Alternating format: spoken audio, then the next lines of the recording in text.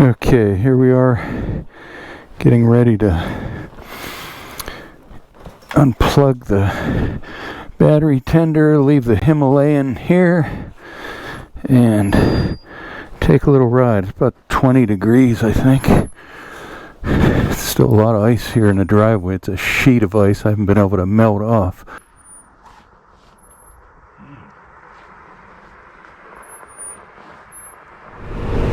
Probably the most frequent questions I'm asked is riding in the winter, riding in cold weather.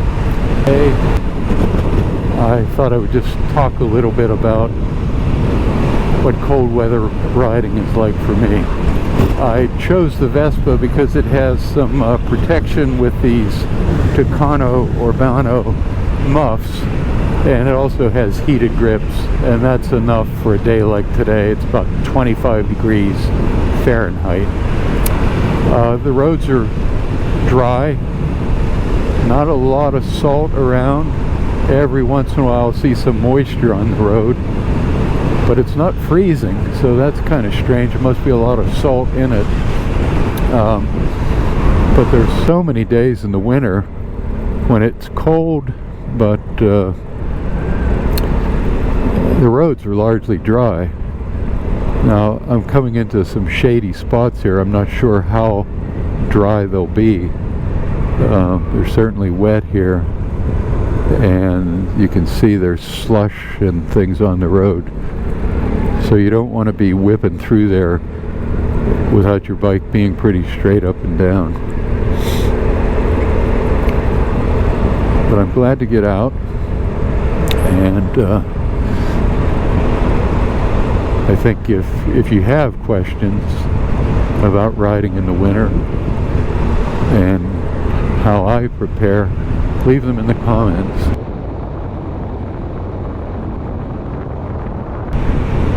I've been riding through the winter, commuting to work for many of those years, for the past 15 years. And I've gained a lot of experience in riding in snow, on ice, foul weather, things like that. So I thought I'd share a few thoughts about that. Starting with the gear. From my feet up, I'm wearing Keen winter boots that I use when I hike in the winter time. I have wool socks, thermal underwear. I also have insulated armored overpants, and they're held up with suspenders, and suspenders are a really nice thing. Up top I have a t-shirt with a wool sweater over top of it, with a very light jacket over top of it, and then my first gear Kilimanjaro riding jacket. And I have a neck gaiter to keep the cold air off my neck, and a full face helmet. And that pretty much gears me up like a spaceman. Here's something, this is kind of thing you have to look out for. Snow on the road as you come flying through here. One of the things you have to learn when you're riding in winter is that you never know when you're going to come into some unexpected ice. And this is ice right here. And if I came flying through here like I would on a dry summer day, I'd be over there in the weeds. So probably the biggest challenge for riding in the winter is an adjustment in your riding style, which the short story is much slower, much less throttle, much less leaning, much less acceleration. And for a lot of people, that's the fun of the ride. So without that, they're like, not interested. But for me, I spent the past 43,000 miles on this scooter, being alone and enjoying the scenery. I like to explore, I like to look around, and I'm not particularly interested in going fast or things like that.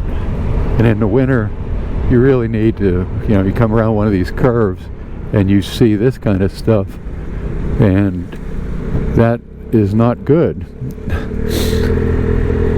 A lot of people say, why do you risk it? I'm fortunate here that there's very little traffic where I live. If I lived in a bigger city or a more heavily trafficked suburban area, I would not attempt to ride in the winter. Just too crazy. But where I am now, the traffic is manageable, the roads are manageable. I can come to a dead stop if I have to figure out how to navigate a stretch of road. Like I'm coming here now, and there's nothing coming behind me, so I can say, okay, I can go straight, slow, and not have to worry too much. So anyway, that's a little bit about that. I'm gonna be just taking a big loop around the countryside where I live, and it's just nice to be out again. And there's so many winter days where the road is dry, even though it's cold, and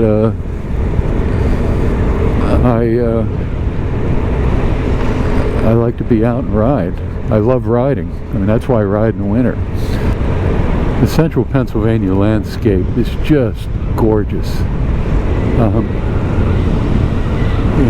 Just a few miles from my home, I can be out in these rural agricultural areas, or if the weather permits, I can be up in the mountains in the state forest that surround this area. And there are hundreds and hundreds of miles of back roads paved, and just as many, or not more, unpaved forest roads that are dirt, gravel in varying conditions. So there's a lot to explore here. But I just like getting out alone with my thoughts and see things. And over the years, you get to see how things have changed if you're riding in the same area. I've lived here since 1972, and I can tell you there have been a huge amount of things that have changed. I haven't made a lot of videos. Part of the problem is it's really frustrating to deal with this GoPro cameras, turning them on and off, knowing if they're on, things like that.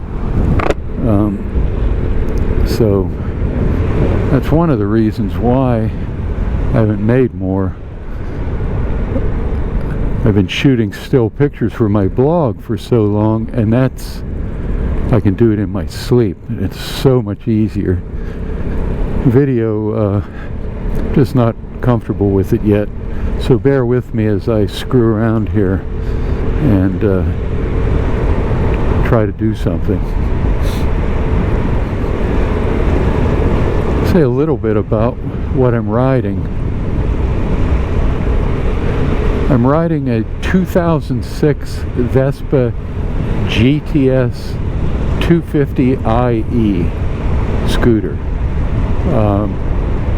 It's fuel injected. I don't know how many horsepower it has, 14, 18, something like that.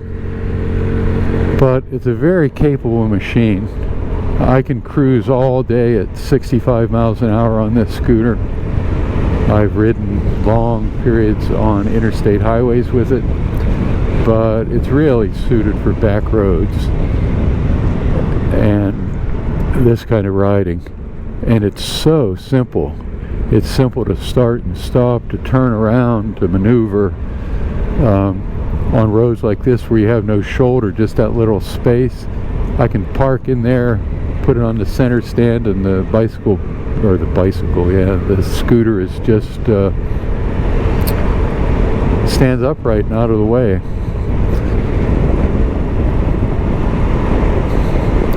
A lot of nice winding roads here. Just really nice place to ride.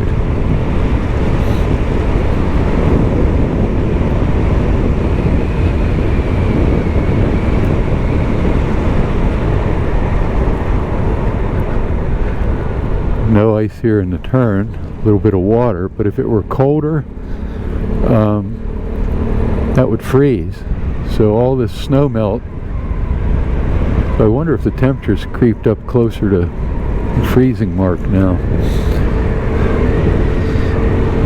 That's the kind of thing, you know, you're riding around here and snow's melted during the day, freezes overnight, and then you go to ride and there's a big sheet of ice.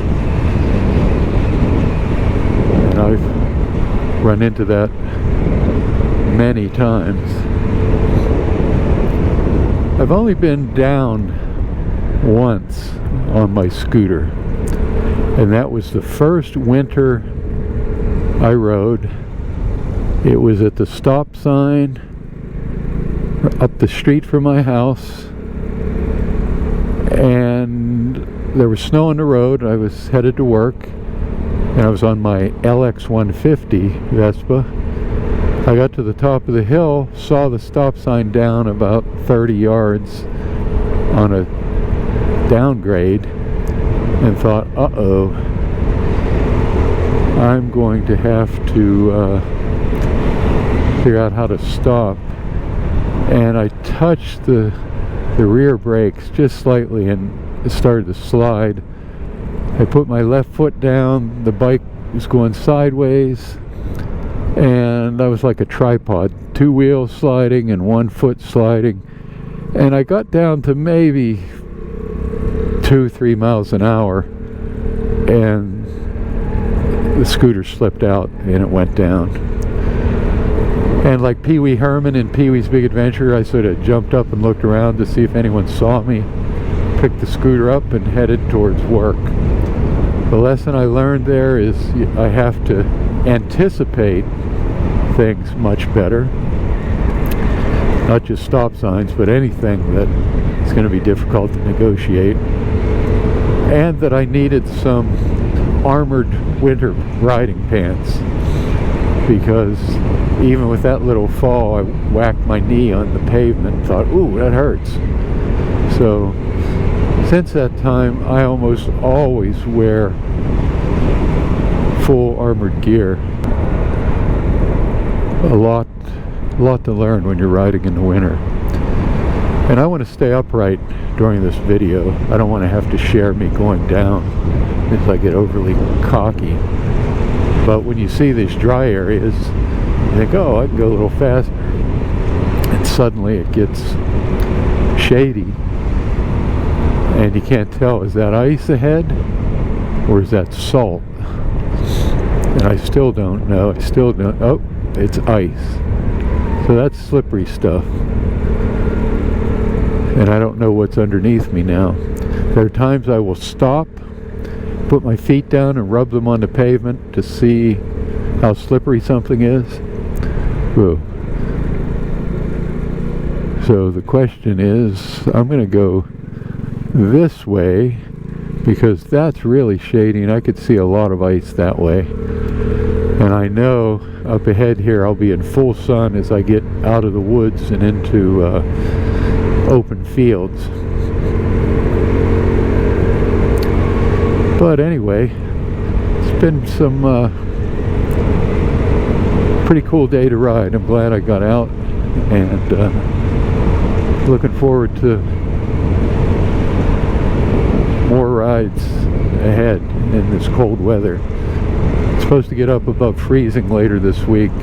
If it does and the roads really clear up, I might take the Himalayan out. So I'm really anxious to ride it. See what it'll do.